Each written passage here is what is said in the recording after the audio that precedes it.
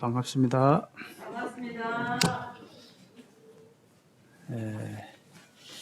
코로나 때문에 고역을 좀 치렀습니다. 호흡도 좋지 않고 힘도 좀 빠져 있는데 양해 부탁드립니다. 제가 이제까지 지내오면서 가장 어떻게 보면 병 때문에 힘들었던 적은 크게 없었어요. 뭐 생명의 위협을 느낄 정도 이런 일은 극히 없었는데요. 고등학교 때 결핵을 심하게 앓은 그때가 좀 힘들었고, 이제 한 2년 전에 감기 몸살을 심하게 한 45일 동안 앓은 적이 있었어요. 그때 이후에는 크게 문제가 없었는데 지난 일들을 생각하면서 참 어려운 일 당할 때 주님을 많이 생각하고 특별히 이러다가 죽을 수 있겠다 하는 위기감을 느낄 때는 더욱더 이 생명의 가치나 또 소중함이나 또 그것을 떠나서 과연 나의 생명은 누가 보장하고 있는가를 깊이 생각을 해본 적이 있습니다. 정말 2년 전에는 이제까지 그렇게 심하게 오랫동안 아픈 적이 없었어요. 일은 계속 하면서 이제 계속 고통을 당했는데 아마 그게 코로나 증상인 것 같기도 했었어요. 그때는 뭐 코로나 뉴스도 안 나오고 전혀 모든 분들이 몰랐을 때이지만 제가 앓고 나서 한 달 정도 있다가 그런 소문이 막 돌기 시작하더라고요. 그래서 아차 싶었어요. 저도 이게 혹시 그런 게 아닌가. 감기를 앓아가지고 뭐 45일 동안 앓는 사람이 잘 없잖아요. 암 걸린 증상으로 이제 감기가 안 나는 경우가 오래도록 가는 경우가 있는데 저는 혹시 암이 아닌가 이렇게 생각한 적도 있었어요. 어쨌든 간에 지난 일이지만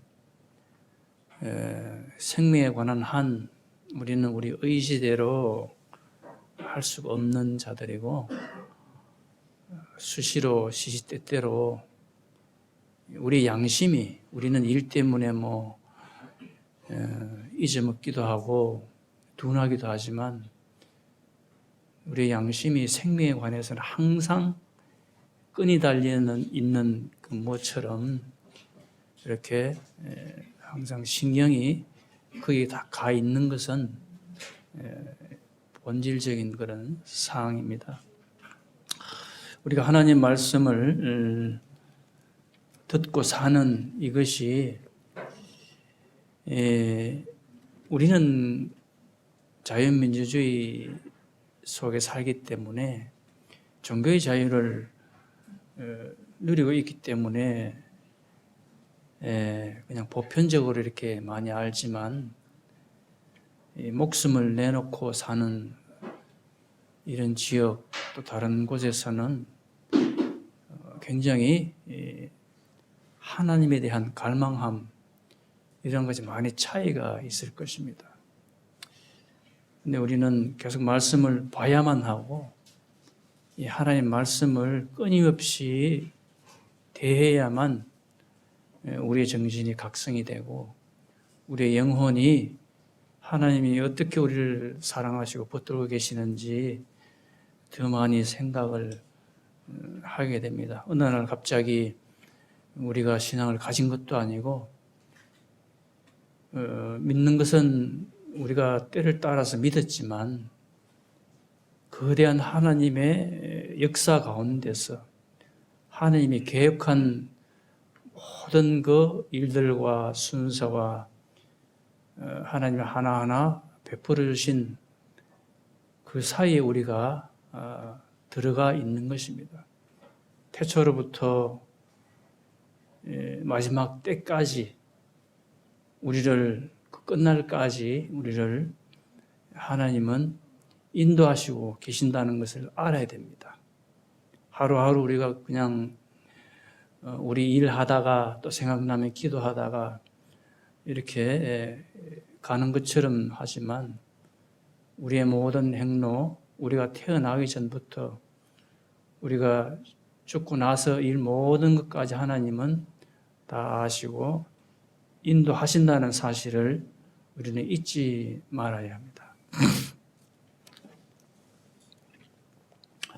신명기 18장 15절에 보면은 이런 말씀이 있습니다. 내 형제 중에 너를 위하여 나와 같은 선지자 하나를 일으키리니 너희는 그의 말을 들을지니라. 신명기에 있는 말씀인데 그의 말을 들을지니라 이렇게 말씀이 되어 있습니다. 하나님께서 이건 안 찾으셔도 되지만 예적부터 하나님은 말씀을 해 오셨습니다. 그의 말을 들어야 한다. 그의 말을 들어야만 된다고 이렇게 계속해서 말씀을 해 두시고 또 선지자를 계속해서 보내시고 또 그 보내신 선지자를 통해서 하나님의 말씀이 제대로 전파가 되고 들을 것을 말씀을 하였습니다. 내가 그들의 형제 중에서 너와 같은 선지자 하나를 그들을 위하여 일으키고 내 말을 그 입에 두리니 내가 그에게 명령하는 것을 그가 무리에게 다 말하리라. 이것은 우리의 마지막 선지자가 되신 예수님에 대해서 예언을 해 놓으신 것입니다. 신명기 기록할 때는 BC하고도 한참 전의 일이지요. 오래전에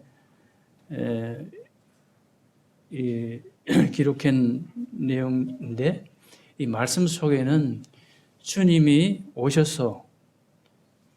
이 땅에 오셔서 하나님의 말씀을 전파할 것을 말씀해 두고 있고 또 그 말씀을 모든 무리에게 다 전파할 것을 예언을 해 놓으셨고 또 그 말씀을 다 들어야 한다고 해 놓으신 말씀이 신명기 18장에는 기록이 되어 있습니다.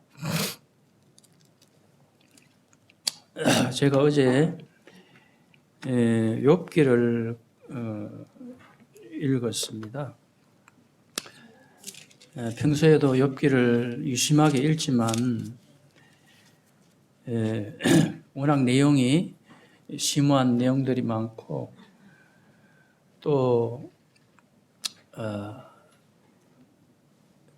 그 하나하나 읽어 나가면서부터 참 생각하는 점들이 많이 있었는데 욥기 19장 25절에 말씀이 있습니다. 780페이지 욥이 극심한 이 고통을 당하면서 자기 자신을 토로할 때 그 내용이 기록이 되어 있는데 내가 알기에는 나의 대속자가 살아계시니 마침내 그가 땅 위에 서실 것이라. 저는 이 말씀을 여러 번 읽으면서 제 개인적으로는 이 주님에 대한 말씀이 아닌가 이렇게 생각을 많이 해봅니다. 또 학자들도 그렇게 생각을 합니다. 이 욥기가 기록된 연대는 정확하지를 않습니다. 그러나 여러 정황적으로 보면은 적어도 BC 1400년 전 아닌가 또 그 훨씬 전 아닌가. BC 1400년이면 지금부터 한 3400년이 넘지요. 주님 오시기 전 1400년 이상 됐다고 이렇게 학자들은 추측을 합니다. 어떤 분들은 이 이스라엘 백성들이 애굽에 들어가기 전에 시대의 인물이 아닌가. 상당히 오래된 때입니다. 그때는 우리처럼 이렇게 성경이 있는 것도 아니고 복음이 전파된 것도 아니고 주님에 대해서는 거의 알지 못했을 거 아닙니까? 그죠? 예수님이 어떻게 오신다는 건 짐작도 못하던 그런 때인 것입니다. 그럼에도 불구하고 욥이 이렇게 기록을 한 걸 볼 때 과연 욥은 정말 생각이 깊은 사람이었지 않나? 또 아니면은 욥은 누군가에게 이 하나님의 계획에 대해서 들은 바가 있든지 누군가에게 전달받은 게 있는 게 아닌가 이렇게 생각해 볼 수도 있습니다. 물론 제 생각입니다만은 기록된 단 한 가지 말씀으로 여러 가지를 짐작을 해보긴 하지만 생각입니다. 그러나 분명한 것은 내가 알기에는 나의 대속자가 살아계시니 분명히 욥이 고통 중에 죽음을 생각하고 자기 생명이 다해가는 것을 생각한 그 처지에서 이렇게 양심으로 마음을 쏟아서 기록할 때 대속자를 이야기했다는 것입니다. 그리고 마침내 그가 땅 위에 서실 것이라. 주님이 이 땅에 오신 것을 비교해 보면은 과연 욥이 알고 적었는가 이렇게 생각이 될 정도예요. 그래서 욥은 정말 하나님의 성령의 인도하심을 받아서 기록한 것이 아닌가 제가 이렇게 생각을 해봤습니다. 구약의 사람들은 이 욥을 어떻게 평가하느냐 하면은 노아와 같은 반열로 이렇게 생각을 합니다. 유대인들도 그렇고요. 다니엘, 욥, 노아 이렇게 레벨을 같이 봅니다. 그 정도로 굉장히 중요시하는 인물이에요. 그만하다면 아마 욥은 하나님 말씀을 대언하기에 충분한 그런 위치에 있지 않은가 이렇게 생각을 해보고 성경에 욥기가 기록됐다는 사실 하나만으로도 이것은 하나님의 뜻이다. 하나님이 우연히 성경에 욥을 끼우는 것이 아니다라는 것이죠. 욥기를 읽어보면서 주님이 오실 것을 예언하고 계신 것이 아닌가. 벌써 오래전에 주님이 이 땅에 오실 것을 알고 있었던 것이 아닌가 이렇게 생각을 해보게 됩니다. 우리의 믿음을 이야기를 많이 하지만 과거에는 사람들이 교회도 없고 성경도 없고 어떻게 하나님을 알았을까 이렇게 많이 생각되고 복음이 전파되지 않았는데 옛날 사람들은 다 복음 못 들었으니까 지옥 가는 것이 아닌가 이렇게 항변하는 사람도 있을 것입니다. 그러나 분명히 욥이 오래전에 알았다는 이 사실 하나만 보고 볼 때 복음이 없었던 것이 아니라는 것이죠. 이 자연을 통해서 하나님을 깨닫는 그것이 있었고 사람의 양심은 하나님을 찾게 돼 있어요. 힘들고 어려울 때뿐만 아니라 꽃이 피고 계절이 변하고 이럴 때도 다 양심은 좋은 것을 찾고 좋은 것을 보면은 기뻐하고 찬양하고 이렇게 나타내는 마음들이 다 있어요. 그 속에는 생명을 바라는 마음이 있기 때문에 그런 거예요. 생명을 귀히 여기고 생명을 존중하는 마음이 있기 때문에 자연스럽게 그게 다 나타나는 것이죠. 하나님 모른다, 하나님 없다고 하는 것은 어리석은 생각이고 생명의 가치를 알지 못하는 그런 마음들입니다. 그러한 속에서 우리가 벗어나고 이제 더 확실한 믿음을 가지고 더 분명한 믿음을 가질 수 있도록 주님은 이 땅에 이미 오셨고 십자가에 자기 자신을 다 내어 놓으셨습니다. 이것이 우리에게는 증거고 정황입니다. 선지자가 왔다고 해서 말로만 했다고 해서 그것을 믿는 사람들은 없을 것입니다.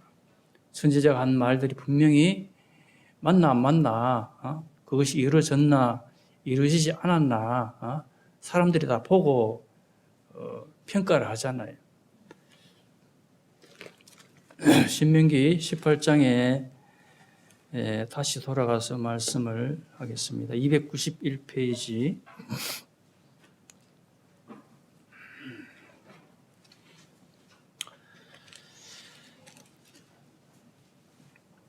아, 18장 20절부터 읽겠습니다. 만일 어떤 선지자가 내가 전하라고 명령하지 아니한 말을 제 마음대로 내 이름으로 전하든지 다른 신들의 이름으로 말하면 그 선지자는 죽임을 당하리라 하셨느니라. 내가 마음속으로 이르기를 그 말이 여호와께서 이르신 말씀인지 우리가 어떻게 알려 하리라.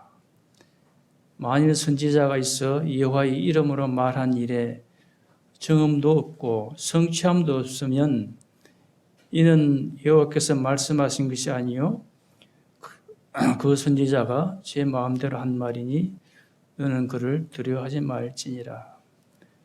22절에 정음도 없고 성취함도 없으면 이것은 아무것도 아니라는 것이지요.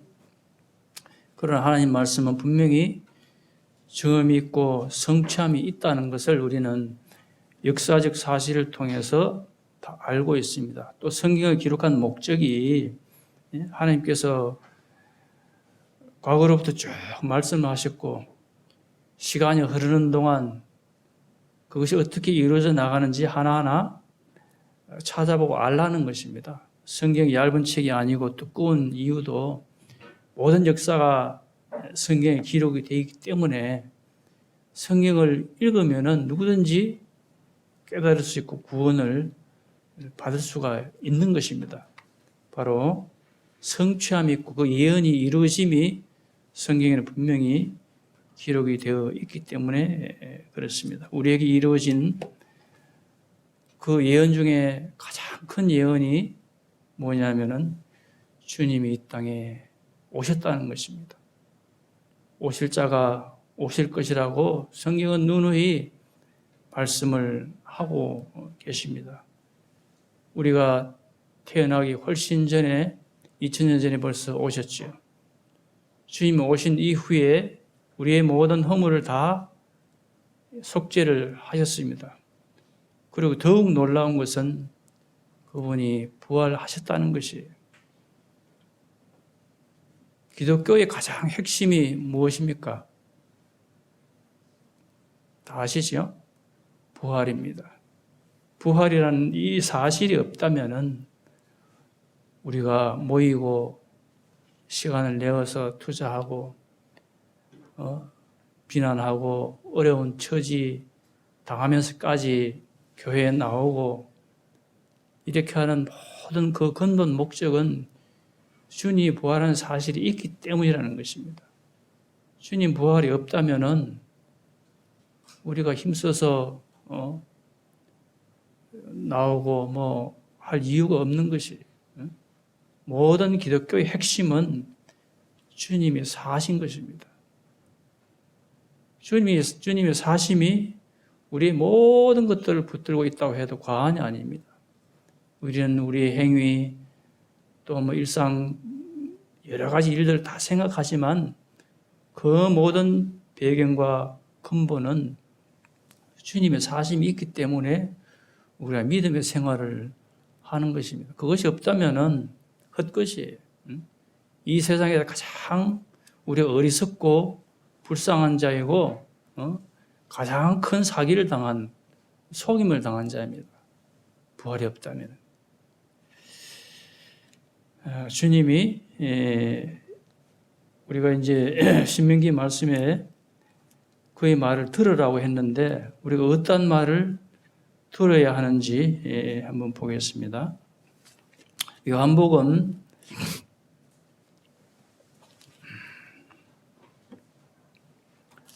6장 말씀을 보겠습니다. 153페이지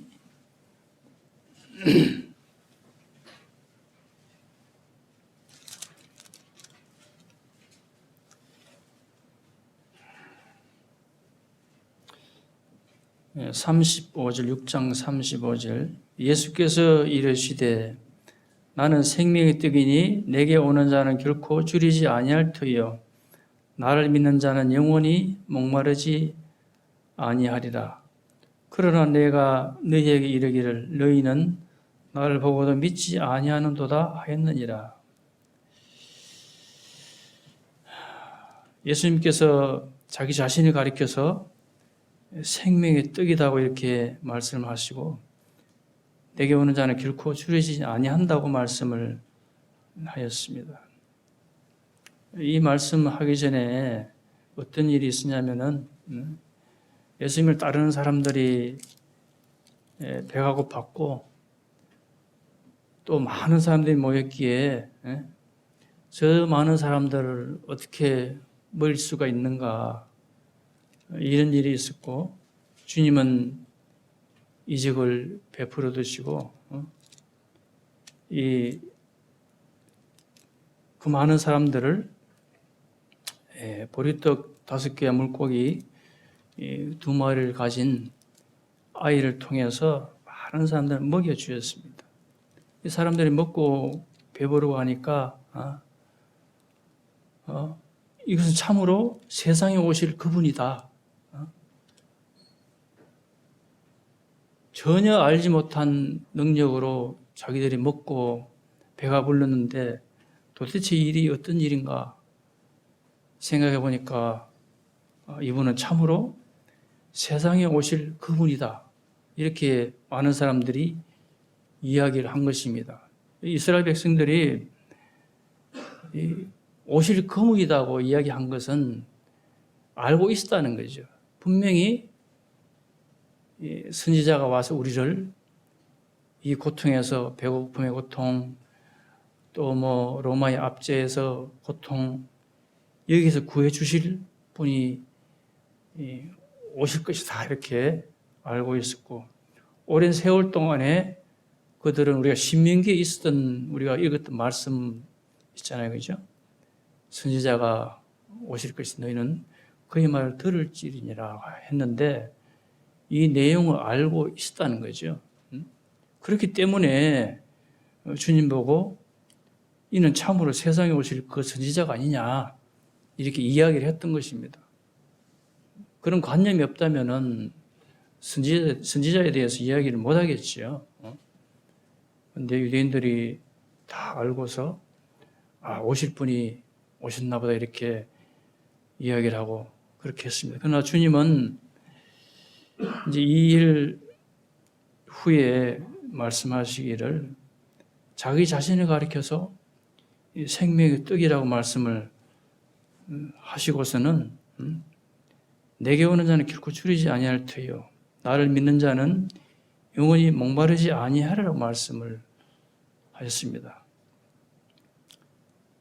자기 자신을 생명의 떡이라고 하니까 사람들이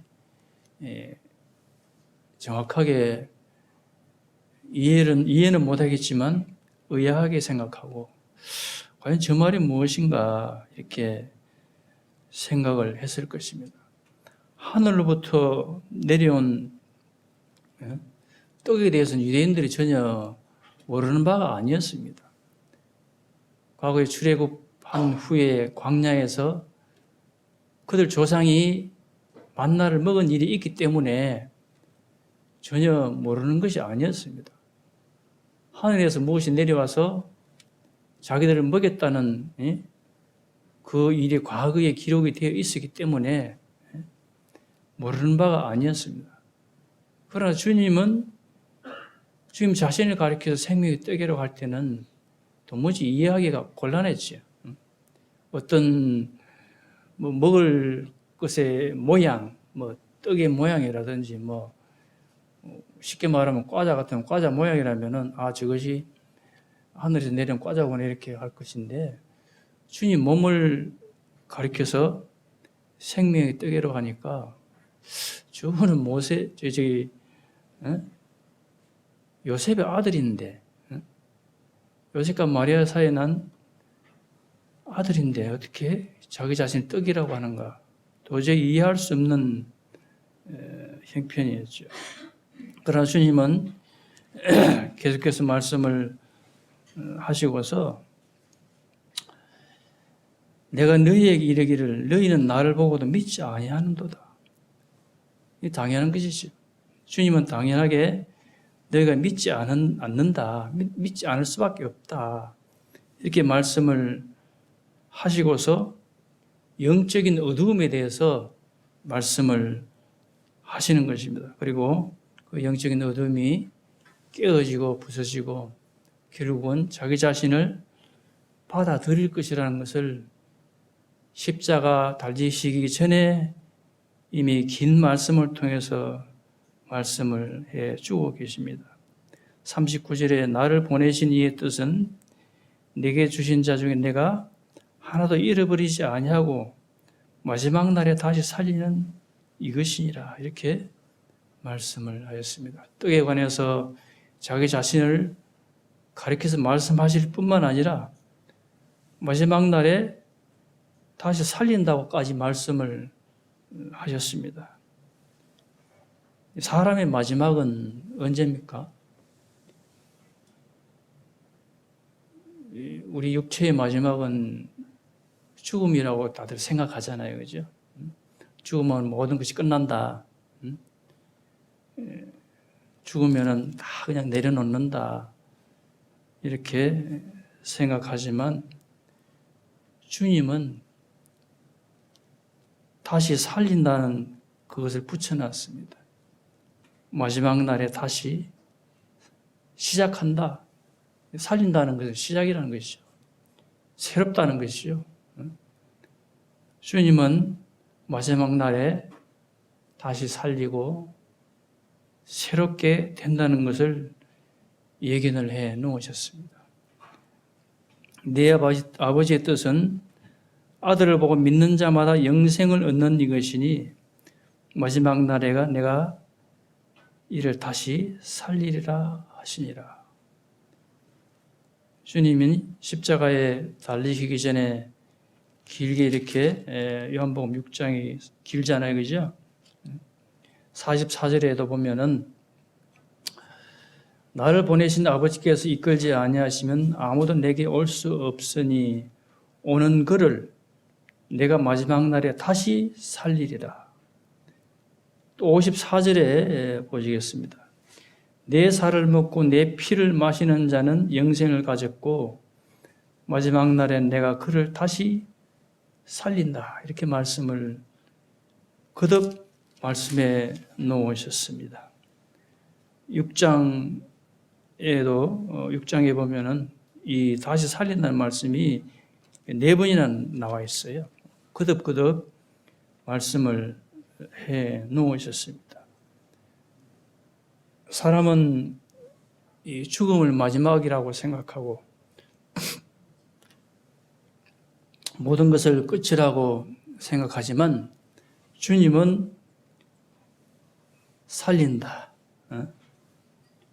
마지막 날에 내가 살린다고 이렇게 전혀 우리의 생각과 같지 않은 사람의 생각 같지 않은 말씀들을 거듭해서 말씀을 해 놓으셨습니다. 참 선지자의 말씀입니다. 구약에 예언한 대로 욥이 갈망한 대로 참 하나님 말씀은 우리를 마지막 날에 다시 살린다는 그 말씀입니다. 이 말씀을 들어야만 사람이 살 수 있는 것입니다. 이 말씀을 우리가 버린다면 우리는 아무것도 얻을 것이 없습니다. 이 말씀을 우리가 믿음으로 받아들이지 않는다면 우리는 죽음으로 모든 것을 정말로 끝을 보게 됩니다. 죽고 심판당하는 그 외에 얻을 것이 없습니다. 우리의 생각대로 산다면. 하나님께서는 이미 인생이 죄 가운데 빠져서 멸망을 받을 수밖에 없는 그 사실을 아시고서 회복할 계획을 세우시고 역사를 통해서 다 준비하시고 그림자를 통해서 보여주시고 선지자를 통해서 이미 말씀을 해 두시고 욥과 같은 의인의 입을 통해서 말씀을 해 두시고 결국은 2000년 전에 주님이 오셔서 이 땅에 오셔서 욥이 말한 대로 땅에 서실 것이라고 한 그 말씀대로 이 땅에 오셔서 자기 자신을 보여주셨습니다. 보여주시고서 십자가에 달리시기 전에라도 부활하시기 전에라도 미리 다 말씀을 해 놓으셨습니다. 경험도 없고 성취함도 없다면은 거짓 선지자라고 많은 사람들이 이야기할 것이지만 주님은 그것을 아시기 때문에 사람의 마음이 간사함을 알기 때문에 미리 다 이 땅에 오셔서 예언을 주님이 친히 하시고 그것을 이루어 주셨습니다. 고린도 전서 15장 말씀을 보시겠습니다.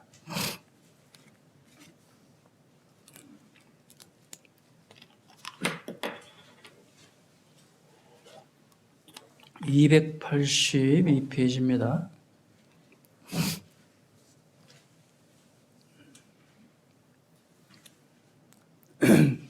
여기는 사도 바울이 부활에 대해서 이렇게 기록을 해 놓으셨습니다. 사도 바울은 자기 자신의 본 처음 이름이 사울이었지요. 주님을 전혀 믿지 않은 자였습니다. 믿지 않을 뿐만 아니라 극심하게 믿는 자들을 핍박하고 쫓아다니면서 잡으러 다니고 잡아다가 공회에 넘겨서 죽게 만드는 아주 열성적인 핍박자였습니다. 그런 그가 변화하게 된 이유는 주님을 만났기 때문입니다. 우리가 주님을 만난 것처럼 사도 바울도 주님을 만나서 사람이 변했습니다. 우리가 변한 모든 근본이 주님 때문에 변한 것처럼 이 사도 바울도 사울에서 바울로 변한 것도 주님 때문에 그렇게 된 것입니다. 주님이 어떤 모습을 봤느냐 하면은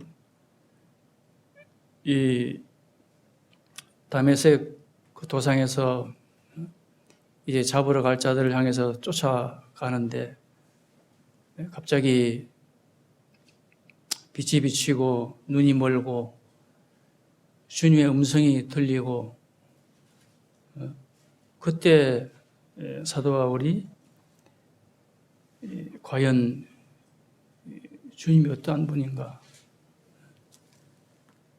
주님을 만나고서 자기 자신이 마음을 돌이킨 그때로부터 해서 이제 복음을 전하면서 이 고린도전서 15장 말씀을 썼는데 한번 읽어보겠습니다.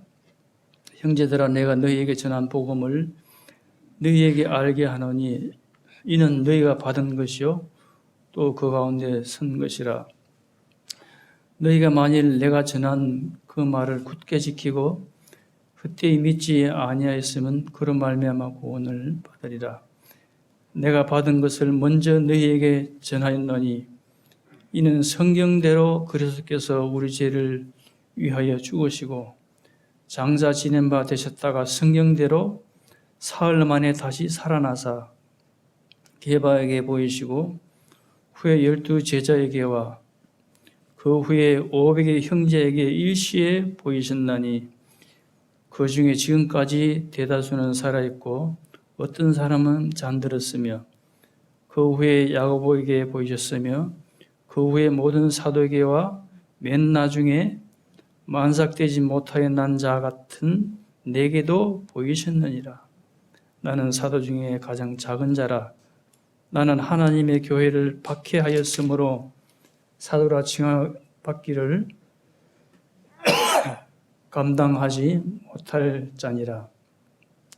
그러나 내가 나 된 것은 하나님의 은혜로 된 것이니 내게 주신 그의 은혜가 헛되지 아니하여 내가 모든 사도보다 더 많이 수고하였으나 내가 한 것이 아니요 오직 나와 함께 하신 하나님의 은혜로라. 그러므로 나나 그들이나 이같이 전파하며 너희도 이같이 믿었느니라.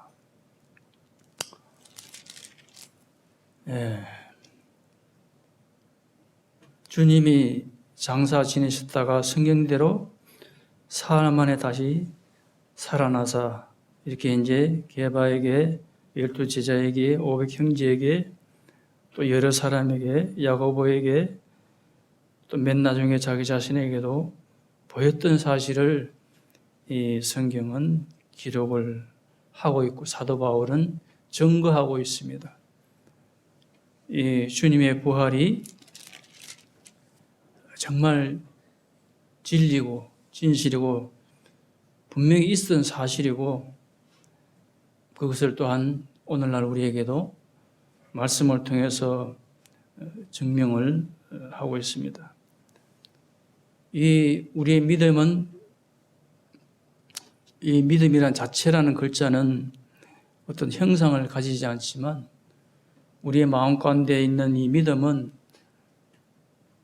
분명히 예수님의 형상과 예수님의 그 모습을 우리는 담고 있습니다. 그것은 우리 자신이 그리고 지은 것이 아니라는 것입니다. 하나님께서 허락하신 은혜로 이루어진 우리의 마음 가운데 있는 새 생명입니다. 생명이 없는 모든 것들은 표현을 하지 못합니다. 생명이 없는 사물은 아무것도 그리거나 할 수 없습니다. 우리가 그리고 나타내고 상상하고 모든 것은 우리에게 새 생명이 있기 때문에 그런 것입니다. 하나님께서 베풀어 주신 은혜로 이루어 주신 그 생명이 있기 때문에 그런 것입니다.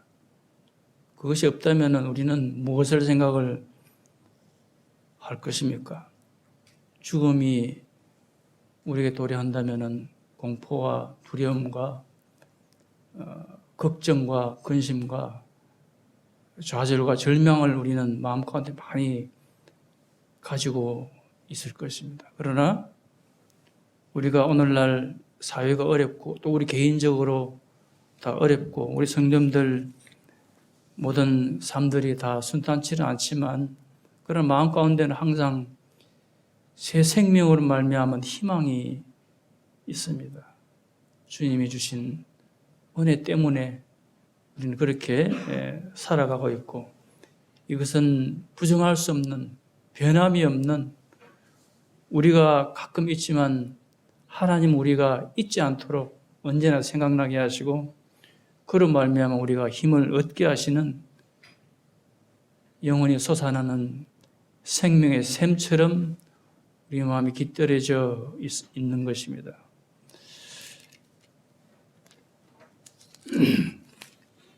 빌립보서 4장 21절에 보면은 그는 만물을 자기에게 복종하게 하실 수 있는 자 역사로 우리의 낮은 몸을 자기의 영광의 몸의 형체와 같이 변하게 하시리라. 마지막 날에 다시 살리라고 하신 요한복음 말씀 우리가 읽었지만 실제적으로 우리는 어떤 기술적으로는 우리 몸을 변화시킬 수가 없습니다. 우리 몸은 이제 나이가 들면은 세포가 그냥 수명을 다하고 또 죽게 되면은 우리가 썩고 이렇게 합니다. 그러나 성경은 우리의 낮은 몸을 자기의 영광의 몸의 형체와 같이 변하게 하신다고 그랬습니다. 이 자연계 중에 우리의 몸은 등급이 낮습니다. 이 우주 만물 중에, 천지 만물 중에 사람의 이 몸은 등급이 낮아요.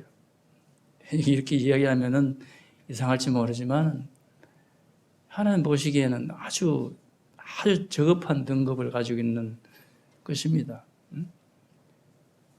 우리가 보이지 않는 영이 있고 하나님 피조물들이 있고 하나님 계시고 이렇게 보이지 않는 것들이 있지만 우리의 몸은 우리가 본다고 하지만 등급이 아주 낮은 거예요. 우리 낮은 몸을 어떻게 한다 그랬습니까? 자기 영광의 몸의 형체와 같이 변하게 하신다 그랬습니다. 이건 과학적으로 화학적으로 이렇게 설명할 수 없는 하나님만이 하실 수 있는 그것으로 변하게 하신다고 약속을 하셨습니다. 정말 허황한 일입니까? 믿지 않는 사람들은 그걸 어떻게 믿어? 그런 일이 과연 일어나냐? 그렇게 이야기할 것입니다. 고린도전서 15장 35절에 보면은 누가 묻기를 어떤 자들이 어떻게 다시 살아나며 어떠한 몸으로 오느냐 하리니 이렇게 반론하는 말씀이 있어요.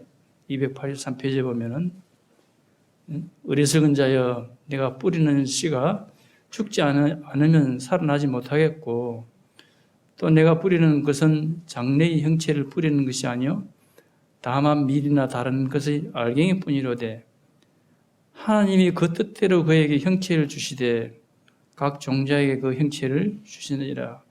육체는 다 같은 육체가 아니니 하나는 사람의 육체요 하나는 짐승의 육체요 하나는 새의 육체요 하나는 물고기의 육체라. 하늘에 속한 형체도 있고 땅에 속한 형체도 있으나 하늘에 속한 것의 영광이 따로 있고 땅에 속한 것의 영광이 따로 있으니 해의 영광이 다르고 달의 영광이 다르며 별의 영광도 다른데 별과 별의 영광이 다르도다. 죽은 자의 부활도 그와 같으니 썩을 것으로 심고 썩지 아니할 것으로 다시 살아나며 욕된 것으로 심고 영광스러운 것으로 다시 살아나며 약한 것으로 심고 강한 것으로 다시 살아나며 육의 몸으로 심고 신령한 몸으로 다시 살아나나니 육의 몸이 있은즉 또한 영의 몸도 있느니라. 이 고린도전서 15장 12절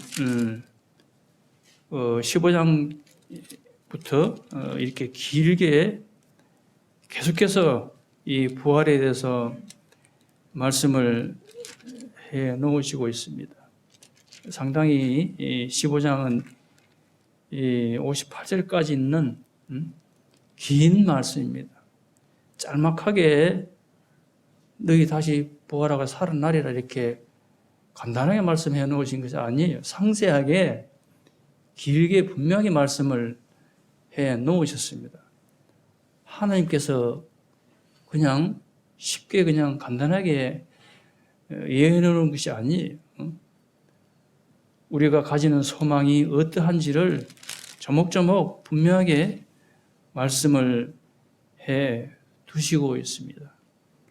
세상 사람들은 어떻게 다시 살아나며 어떤 몸으로 오느냐 이렇게 반문을 할지 모르지만 우리는 과학적으로 증명을 못하지만 하나님은 하실 수 있는 이 부활의 약속을 우리에게 분명히 주셨습니다. 그리고 주님은 친히 살아나심으로 먼저 그것을 증명을 해 놓으셨습니다. 정음도 없고 성취함이 없다면 거짓 선지자라고 했는데 주님은 계획하시고 이루시고 성취함으로 우리에게 보여주셨습니다. 보여주실 뿐만 아니라 많은 사람들에게 보여주시고 그 보여주신 내용을 사도 바울은 기록을 해 놓으셨고 그 내용의 그 깊은 부분까지 고린도전서 15장 말씀을 통해서 부활이 어떠한 내용인가를 이렇게 길게 이야기를 해 놓으셨습니다. 우리가 흔들리지 아니하고 우리의 끝날이 다시 시작하는 날이고 새 생명을 얻고 하나님 나라의 영광의 그 모습으로 변한다는 것을 분명히 말씀을 해 놓으셨습니다. 그러므로 내 사랑하는 형제들아 견실하며 흔들리지 말고 항상 주의 일에 더욱 힘쓰는 자들이더라. 이는 너희 수고가 주 안에서 헛되지 않은 줄 알미니라고 이렇게 권면까지 해 두었습니다. 우리를 향한 하나님의 사랑을 시간 부활을 말씀을 통해서 기억하시고 힘을 얻으시기를 원합니다. 감사합니다.